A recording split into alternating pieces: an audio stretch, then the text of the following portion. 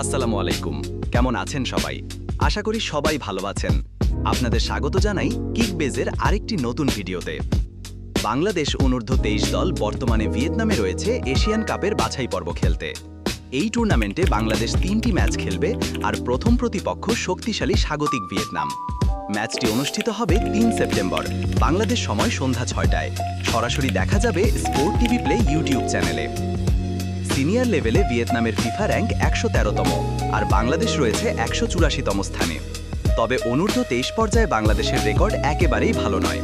2021 সালে Kuwait, Uzbekistan ও Saudi আরবের কাছে বড় ব্যবধানে হেরেছিল দল। 2023 সালেও মালয়েশিয়া, থাইল্যান্ড ও ফিলিপাইনের কাছে হারের তিক্ত অভিজ্ঞতা রয়েছে। একই বছর এশিয়ান গেমসেও মিয়ানমার ও ভারতের কাছে হেরে যায় বাংলাদেশ। একমাত্র ইতিবাচক ফল ছিল চীনের বিপক্ষে গোলশূন্য ড্র।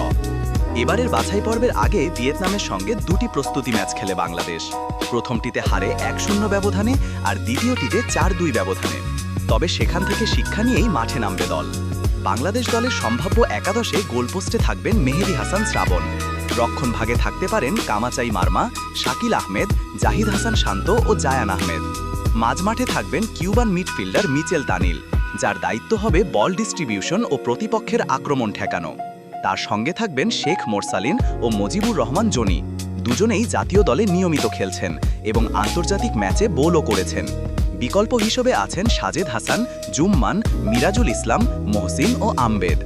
আক্রমণে লেফট উইংয়ে আব্বিল হোসেন রাহুল, রাইট উইংয়ে সাবেক টটেনহাম একাডেমির ফুটবলার তানভীর শালিক এবং সেন্টার ফরওয়ার্ড হিসেবে মোহাম্মদ আলামিনকে দেখা যেতে পারে।